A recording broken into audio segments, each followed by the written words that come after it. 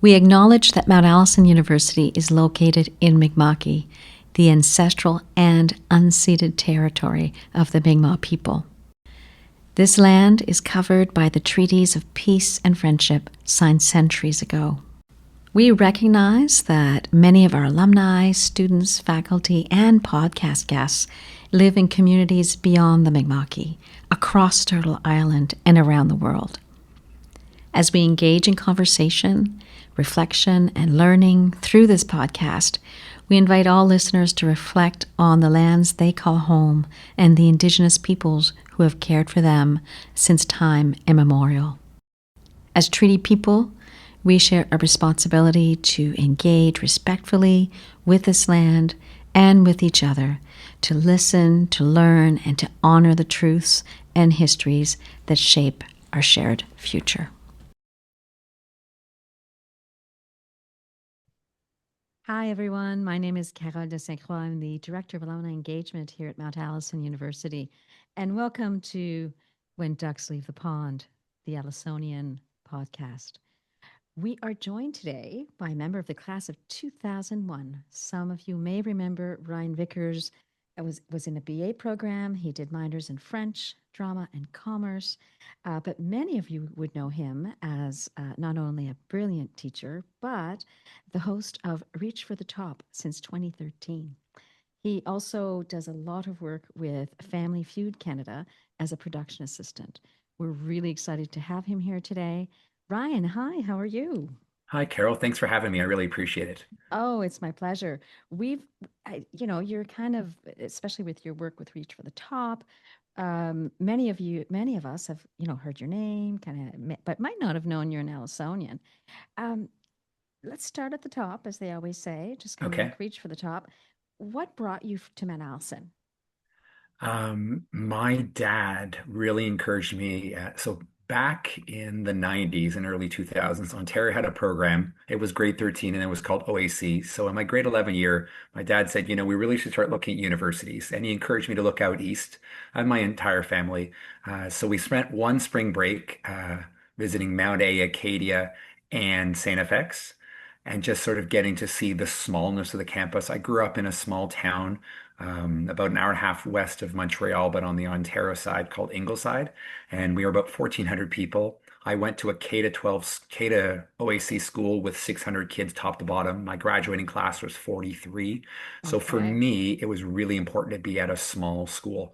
I had no desire of going to bigger schools in the bigger cities where my student number would have been about 7 or 8 digits. I like that intimate feel that not only Mount Allison gives, but also Sackville as a whole. So I was really happy to end up, and also the flexibility of being a little more liberal with my program. Yeah. As obviously as you mentioned, I didn't start out with that specialization, but I found things that I really enjoyed, and I'm very much sort of a jack of all trades, I guess. So, Yeah. Now you went on after Mount A to get a BEd from mhm, Memorial University. correct. How did your time at Mount A shape the kind of teacher that you became? I think it was a lot of the life lessons that I found at Mount Allison, having professors that really engage all of us in the process as a whole, encouraging us to do things. I remember specifically taking, I think it was Expressivité 1 et 2 with Alex Fancy in third year. And I was fascinated that there was a course that basically boiled down to different vocabulary that you could learn. While that sounds very simplistic, it wasn't. We went out, my friend and I, on spring break one year, went out to the marsh and filmed a parody of the Billy Blanks Tie Bow ads with exercises our vocabulary. It's still somewhere, and maybe it needs to live rent free just in my head and not on video somewhere. But also the engagement that you had. There was always encouragement of what can you do more than this, and not just sort of settle for that single best. I remember doing a presentation in another French class where we took on roles. We did the entire presentation in green masks that we found at the dollar store, and just having that chance to be a little less textbook and a little more open world.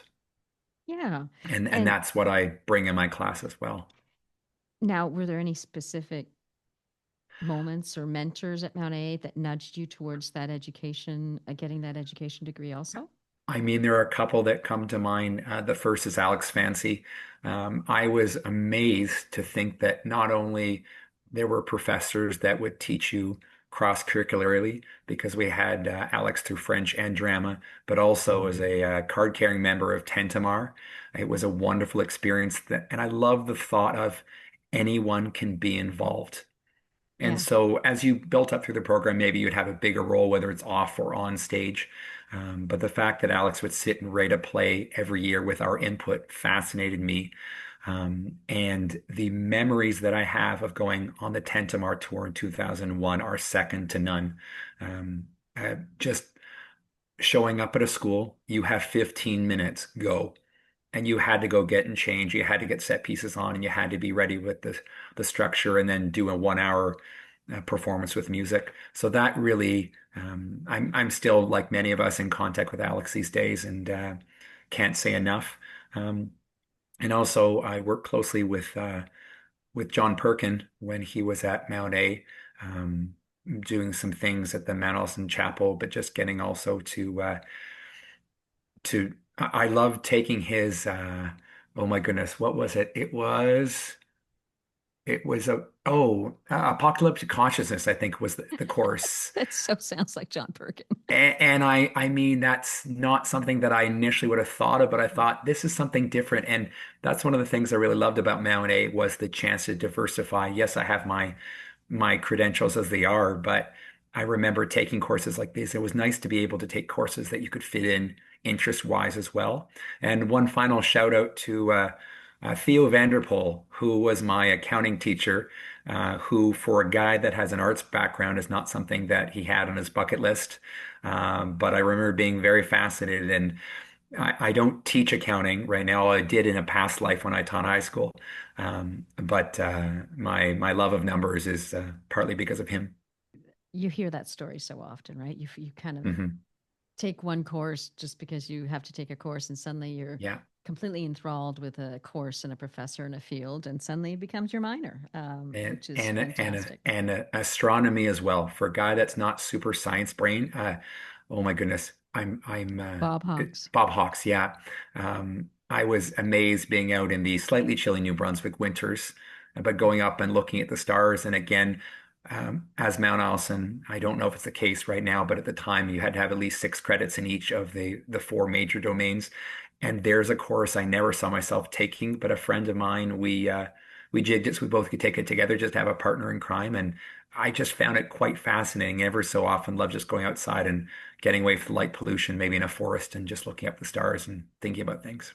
Ryan, there are many, many, many of us, and I mean by us, I mean me, who have to thank Bob Hawks and that course for Yeah. allowing us to successfully complete that science requirement, Hmm. and not only just complete it, but actually fall in love with something that we never thought we would have interest in. Agreed. So And yeah, I do appreciate as someone who took very minimal science courses in high school. I mean, I'm all for friends that want to take biology and chemistry, not really my jam. So it's nice to have things that weren't the traditional sciences. exactly.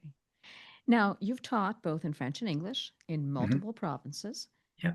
What's something rewarding or challenging about teaching in a bilingual country like Canada?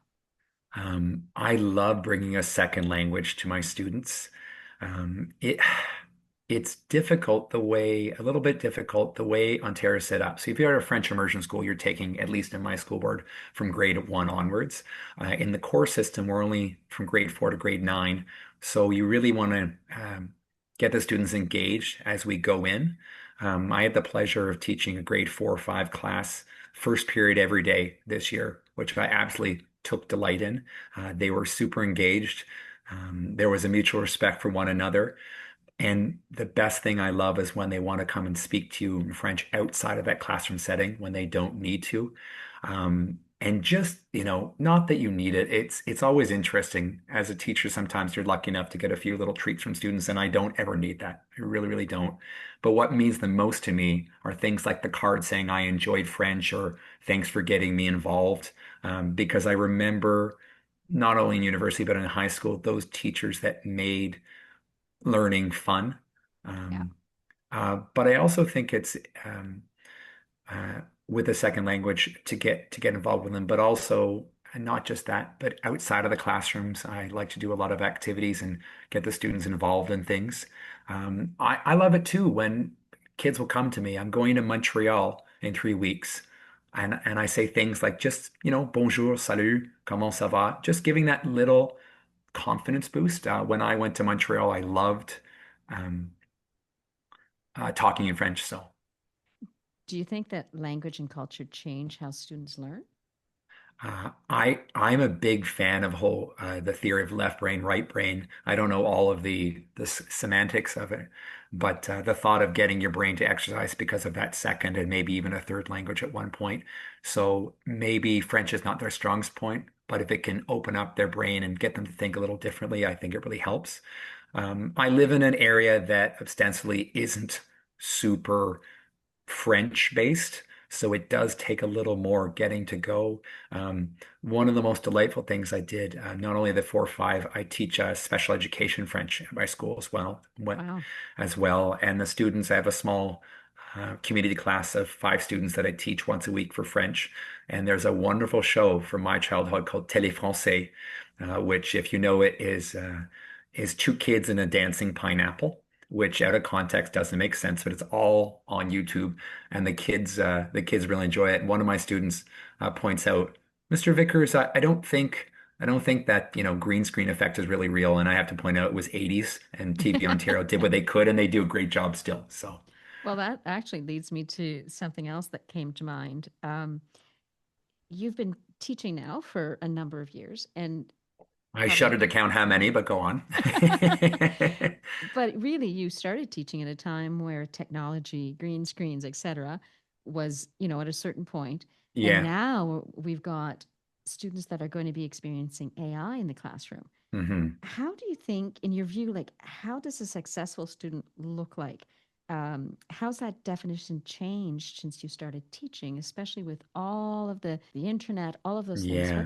How does that change what success looks like for students? I think it's a matter of balancing all the tools that they have, realizing that while computers and AI can be helpful, it's not the be all and end all. It's knowing that you can still get your brain to function. I'm not saying we need to do killing drills all the time where we're just, for example, memorizing verb tenses or spelling of words, but I think it matters that they look at things a little differently, but also us as teachers.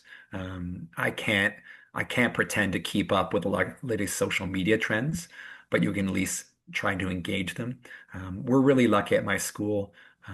Most students have access to a computer in the classroom because you want to make sure everyone's on an even footing, but making sure that not only them, but myself and my colleagues are buying into these things. I mean, I am wading carefully into the AI arena. It's going to Yes. take me a little time to buy in. My struggle at times is making sure the kids are doing their genuine work because it's just easy to throw it in Google Translate, but I compare it to a calculator in math. I mean, it's great to have it there, but we want to make sure that you can do your own work as well. Because I remember a few years ago teaching a grade 7, 8 class, and the internet was down across the city. And uh, I mean, the Wi-Fi at the school or whatnot, and the kid starts yelling out, "Who's got a hotspot?" So you want to make sure that everyone has the tools, but also can use the old school pen and paper too. There's value in that. Well, now, how do you support students who struggle with traditional measures of success? Because I think those traditional measures of success are changing. Yeah. How do you support those students? When we're doing something, well, first of all, I say to the students, my door is always open. If you want some time before or after school, during recess, always happy to chat. And I never want to pose it as a penalty.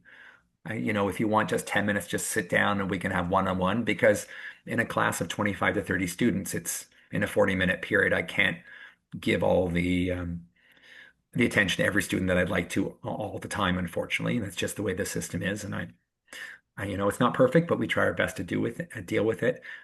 But also creating, if we're doing projects, for example, I remember quite nicely a student said, "Can I do my project in Minecraft or Roblox, one of the two?"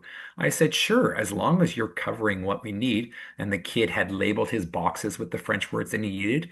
And especially for students that are struggling, if you can engage it that way, ultimately, um, I forget what we were doing this year. But I looked over at Kid and said, "You know what? I really don't care how you present it. I'm secretly tricking you into learning. So shh." And at the end of the day, as long as they can get the things done, it really doesn't matter to me how it goes about getting it done, as long as we check the boxes we need to. Sounds like you have some very lucky students, right? Well, I try my best, and I'd like to think that I had lucky teachers growing up that allow me to do those things. Don't get Yeah. me wrong; I don't need the kids bringing in those three panel poster boards that I have to lug back and forth to mark at home. So we sometimes we put some limits on it, but there you That's go. right. That's right. Now you have this whole it's related to academics and teaching, but you have this Yeah, whole other life, like this I kind of do. it's I have seems my slight game show side hustle. oh my goodness, because you have been hosting, as I mentioned at the top, you've been hosting Reach for the Top Canada since 2013. That's a long That's correct. time. Yeah, So now that's no small feat. Like that's quite impressive. thank you. How did you get involved in the world of game shows?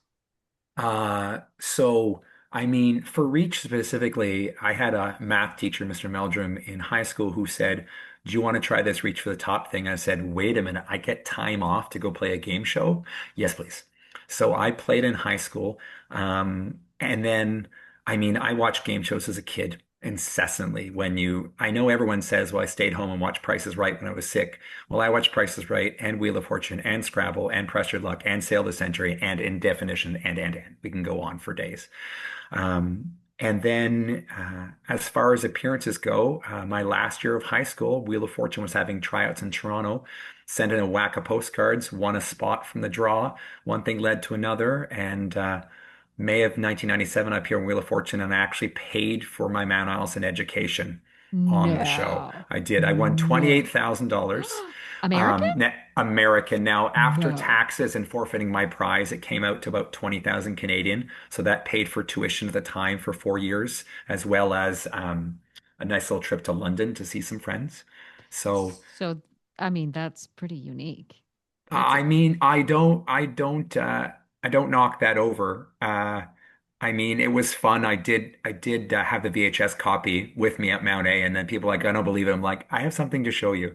So I enjoyed that, and my family often jokes that ever since that, they don't even bother with the game show argument.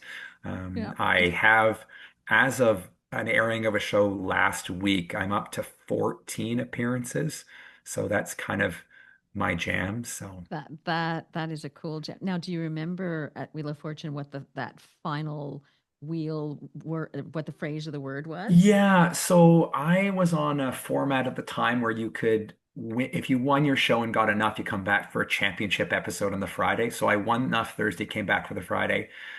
Thursday went well. Friday, I got one puzzle, and that's fine. I was having the time of my life, living out a dream at 19.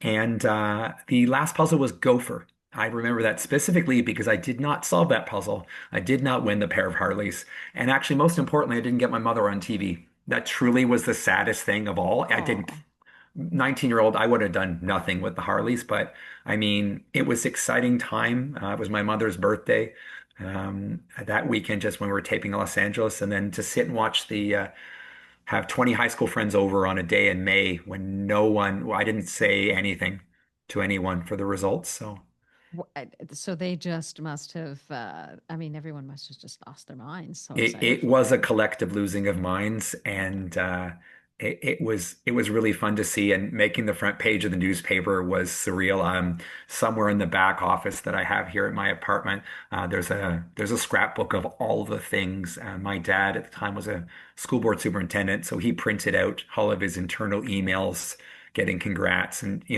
just little things like that. And ultimately, the money was great. Don't get me wrong, but it's the fun of. It's like my friend says, it's the prize is being on the game.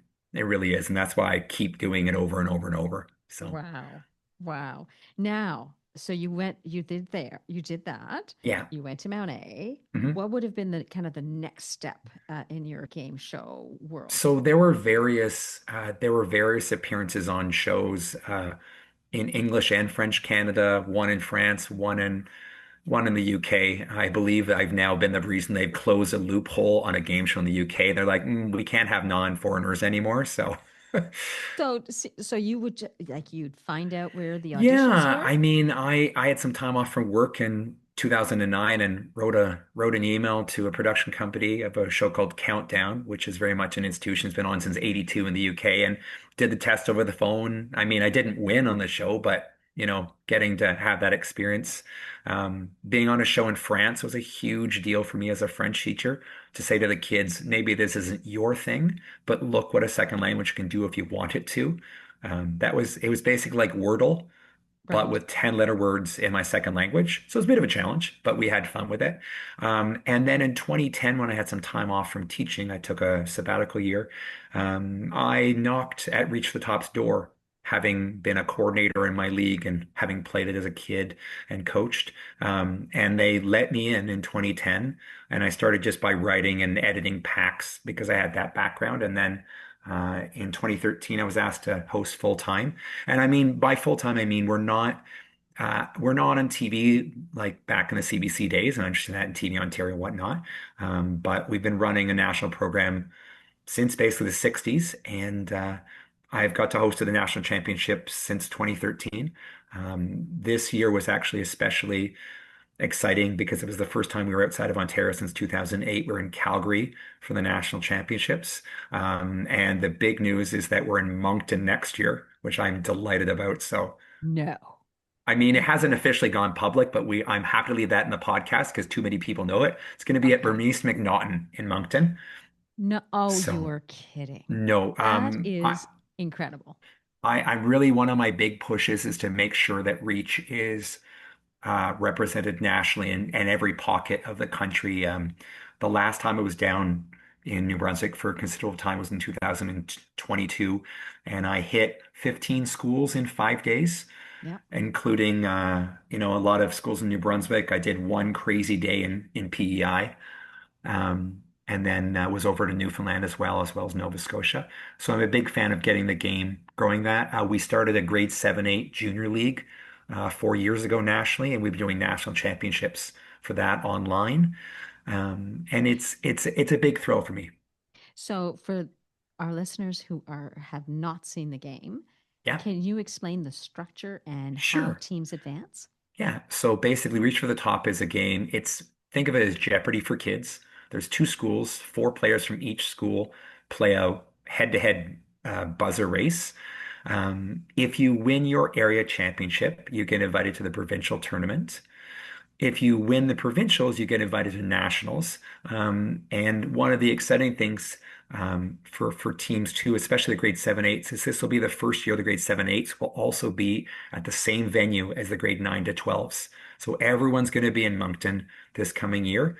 It's a bit of a pilot project for us, but having done the 4 years of the junior program, it's pretty exciting that way. And I mean, I get really excited especially when teams overachieve when they come and they don't necessarily have the specific expectations and they go on an incredible run. I think of a team from the west side of Ottawa that was ninth going into the provincial playoffs in Ontario a number of years ago, and then knocked off everyone and got to go to the national championships. So I'm I'm a big fan of the underdog. Not saying that the strong teams can do well. I mean, I'm just happy. I want everyone to have a good time, and when I'm hosting, my philosophy is firm but fair. We're going to have the odd little joke here and there, but it's never to make fun of contestants. You can have fun with them. You don't never want to make fun of them. But I mean, as someone who didn't make the provincial championships out of my area, I live vicariously through these students and I see the delight that they have. So Now, you've been a contestant and I you've been a have. host Uh-huh. of game shows. How do Yeah. those roles compare? And which is harder? being under the Uh, lights or as a I contestant mean, or I running the show? think it's harder as a contestant. With Reach, I have a bit of a different role, not just hosting, but also actively promoting the game. I was at a high school reunion for a high school I never went to that won the national championships 50 years ago. And I got it, or not 50 years ago, 89, sorry, about 25, 35 years ago, and I got invited to their high school reunion because it turns out it's from the same area where I went to high school and doing things like that. So I quite often get outreach, haha, reach like that. But I think it's harder as a contestant. I was recently on a show which aired maybe a couple weeks ago called Battle of the Generations. And I pitched myself as the host of Reach for the Top. So going on that show, I felt I had something to prove. I won't spoil the result. Okay. It's now available on various catch-up services, but I will say I made good television and I still know my way around the buzzer. Oh, well, that's something we can look forward to. We'll So have to make sure everyone on our alumni social media channels knows all about that to watch out yes, I'll for. happily send you over a link, Carol. So Yeah, we do. I think since Family Feud Canada, which you work on as a production assistant, correct. now you were just Yes. there, right? What did you do? So What did we you do we last lit. weekend? So last weekend I was lucky enough to be on vacation in England for a couple of weeks, doing some visiting some friends. Actually, I will say one quick thing that was a very honorable. My dad went through some illness a number of years ago. He's doing great, and I got to meet his stem cell donor as he had 2 months ago, which was phenomenal up in Scotland. So just Wow. what a pleasure. Wow. And I flew home last Wednesday, got home, and then Thursday we were in studio rehearsing. And I actually got to play as a rehearsal contestant. And people think Family Feud is easy. I can tell you from experience, it is not. It's good fun, but it's a hard game too sometimes. And then we take 13 episodes between Friday, Saturday, and Sunday. So well, my voice is a little hoarse because I am mostly in studio getting people to clap and yelling at the board, encouraging, good answer. It's up there. But I mean, I get to scratch my game show itch through Hmm. the summer. We're taping through the end of August. And I'm amazed that I get to work at a show that I've watched my entire life. And I can really tell you the Family Feud set is a family. My audience department alone, this is my fourth year. We have people that have been there 5, 6 years. We're on season 7, and people like being in that show. It's just a phenomenal experience. Well, we've had, to my knowledge, you folks have had on Family Feud Canada two families who kind of are, alumnus Excellent. families. I have no, I So, can say 100% have nothing to do with casting, but I mean, quietly inside my mind, if I hear there's a Mount A connection, I do yeah. perk up a little bit. So, Yeah, Sydney Kane, her family. I'm not sure what the family name that okay, they contested with, but or that they went on with. But yeah, Sydney Kane from the alumni board was definitely on with her excellent. family. So lots of fun.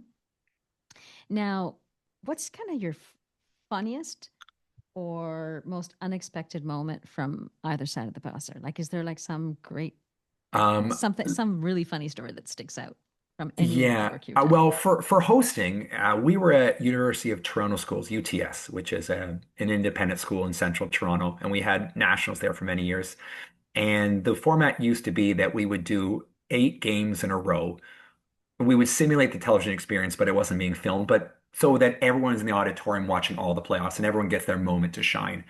And I was on game 8 of 8, and this is an auditorium that was not air conditioned, unfortunately. And I'm in a nice 3-piece suit, and I am roasting because it's a long Sunday in June. And the category was Shakespeare. And in this category, students had to, excuse me, students had to, given a quote from Shakespeare, give the play. And so I'm going a little loopy, but still trying to be professional, obviously, because everyone deserves firm and fair treatment, as I said. And we'll use you as an example, Carol. I'll look at you and say, okay, Carol, King Lear. I say the quote, now what's the play? And everyone suddenly in the audience, Ryan, you gave it away. So we had a good laugh. In that case, we have we have in case of emergency questions, and the students know that's part of the rules that we chuck it out. We just give them a general knowledge question to replace that. But we have a good laugh. And to be honest with you, I don't mind when that happens. I'm very happy to have a good chuckle at my own expense. I think that's what good game show hosts can do. That if something goes wrong, you leave it in the edit and people realize you're human. I mean, but on my side of the coin, I'm trying to think. Um, I'm very lucky to have been on uh multiple shows. Well, I mean, I was on The Price is Right 10 years ago. And Like with Drew or with with Bob? Drew, yeah. I With went Drew. twice with Bob and twice with Drew, but I got picked when I was in Drew. And I mean, there's an experience where I had the time of my life, but I could not process what was going on. Oh my The goodness. announcer says, I went back 2 years later to a different taping, and he says, you're going to black out. You really do, for the most part. I mean, that was my experience. So it took me 4 bids to get on stage, no problem. I finally got on. I won a hockey table. How Canadian of me. Um, I missed a truck by one number playing one away. I won on the No. yeah, yeah. And I mean I still wish I could have that back because I got the hard digits but missed the easy digits. But I got a lot of fun time with Drew, and so we were bouncing jokes off each other because they want contestants can have fun with Drew and George and the models and everyone. I won Absolutely. on the wheel, so I won the Showcase Showdown, and I got to go play for the showcases at the end. And they presented me with a trip to New Orleans, a room of furniture, a 4K TV, and a trip to Sydney, Australia. And I think I forgot most of the prizes, and I lowballed at 21, and it was 31. So I mean, Uh-oh. it wasn't my day, but no regrets whatsoever. And just like Wheel of Fortune, the crazier thing with Price is Right is you can't tell people you're on the show. You're just not allowed. Okay. So it's the whole tell me you're on Price is Right without telling me you're on Price is Right. So I mean, between my family, my friends, and teaching at school, there was a lot of I wouldn't say lies, but a lot of dodging of questions and just having multiple surprises. So we actually watched it live with 150 students and the staff in a big cafeteria. And one, my principal knew because I needed clearance that way, and you have to do this once in a while. And no one knew, and it was less impressed that I got on the show as more of just how did you clam up about it for 4 months. So in any case, I couldn't process what was going on. Even before I saw the broadcast, I thought I stood up, walked on down.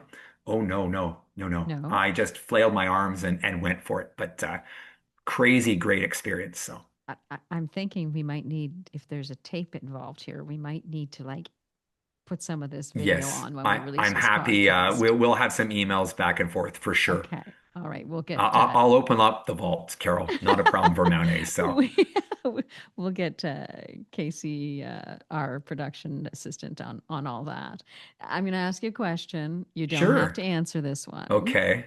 So you've been on all these multiple shows. You've met all these folks. Is there one game show host that was really meeting that person, or Oh, maybe yeah. one that you haven't met, Yeah. didn't have the chance to meet, that really, for someone like you who's so passionate about all of these things, that was really kind of like, okay, this is it. I've met this person, and or wish I had met this person. Yeah. Can I tell quick two? Of Can I allow it course. to? Okay. Yeah. Number one is Alex Trebek. I went to a taping of Jeopardy multiple years ago and had some interaction. This is about 20 years ago, just asking him a question.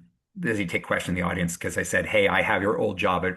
Well, I mean, it didn't at that time, but I now Alex Trebek hosted Reach, so I asked him a Reach related question, and when he was sick in 2019, I got every kid at the Ontario Provincial Finals and the Canadian National Championships to sign those huge cards you can buy at the card stores. So, like a big Bristol board, three of them folded in half. Found the Jeopardy production office, sent it off, and 3 weeks later, I was at the Reach production offices, which I'm not usually. I don't have a need to go there most times. We do a lot of communications by email because it's not in town here. Um, Not that I don't mind going, but you know how it is, right? So, and they said there's mail for you, and I don't. I mean, I've had students come and ask for your autographs and pictures, which is flattering, and it drives me like it makes me so happy. But I mean, not what I thought. But there was a handwritten letter, pardon me, from Alex Trebek.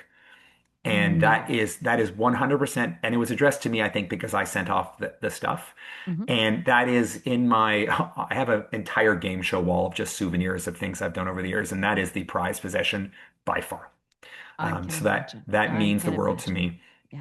Yeah. We joke if, I mean, I don't want to joke about emergencies or anything like that, but if there's some, I grab my passport and that letter and then, Yeah. take care of things. Of And the course. second is a gentleman who is not very well known up here named Mark Summers. And Mark hosted a show for Nickelodeon called Double Dare in the 1980s. And it was their first big hit after the Canada and Television, Canadian production, by the way. Mhm. Um, they did on the air. And I drove 20 hours round trip to see his one-man show in Indiana about a decade ago. Met him, which is a huge show because he's one of my biggest hosting influences. One thing leads to another. Meet the production staff. We've become, I mean, not with Mark necessarily, but I've met him a number of times. But the people behind the scenes become great, great friends. And his show went off Broadway last year.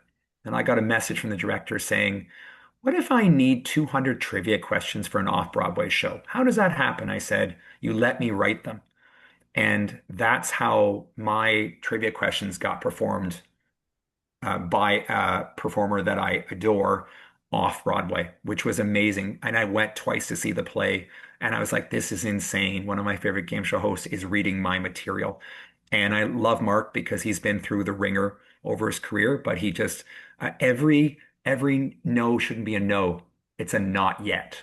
And I love that philosophy. Well, it's very obvious that from an early age, you've been, putting yourself out there and writing those letters and those I postcards. And I think that's probably, for me, the message I got from our conversation is just just get yourself out there. and if I can give the best suggestion is if you're looking for something to happen, ask. My Reach job happened because I asked. I ended up being part of 2 seasons of a Canadian game show documentary and three of another game show on Game TV because I asked. And Family Feud happened because I dashed off. Actually, a good friend of mine, Sarah Brebner, who's also class 2001, she got a job at Family Feud the same season I started. And I said, "Do you think I should apply for a job there?" Said, "Yeah, go ahead." And I dashed off an email to the audience coordinator, and he said, "We're not hiring." But 3 weeks later said, "Good news, we have a spot."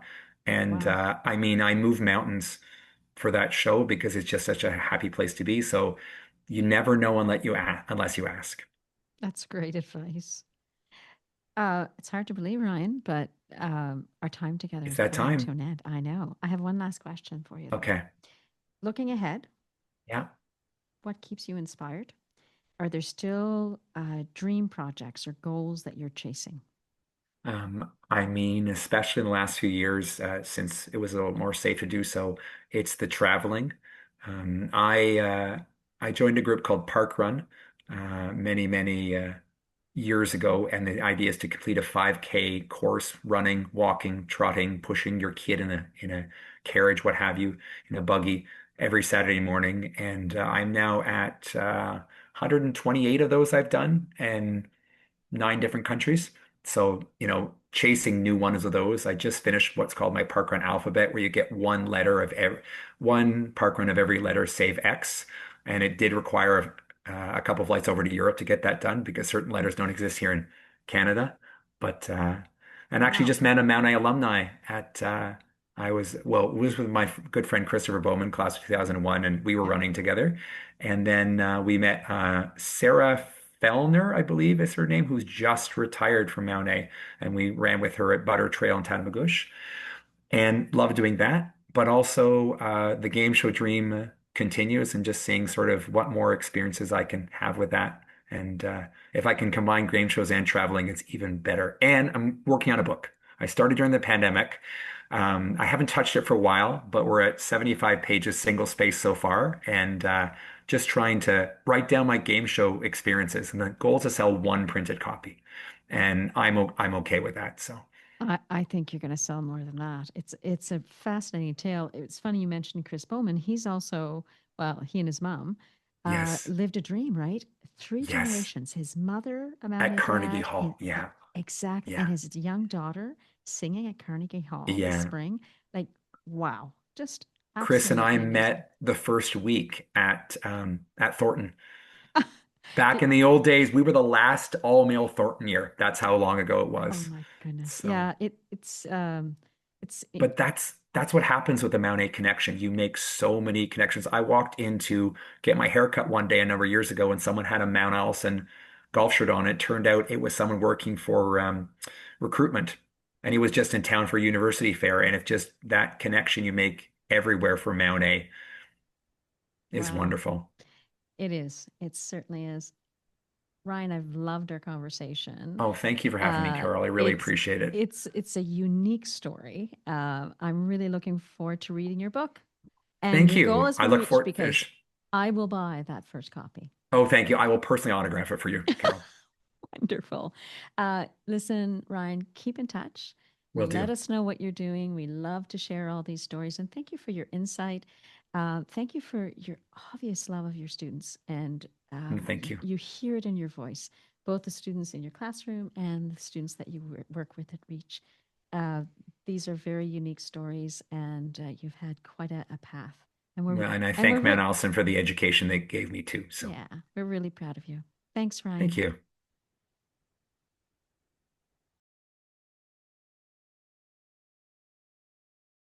A sincere thank you to the executive producer and director of our podcast, Kay, who is the quadrant intern at the Alumni Engagement Office. A sincere thank you to them, and especially to the fine folks at CHMA FM Radio who have made all of this possible by allowing us to use their facilities here on campus.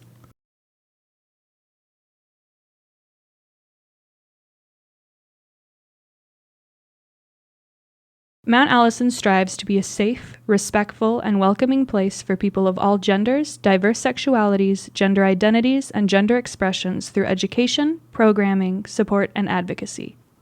We prioritized upholding, maintaining, and honoring that environment during the creation of this podcast.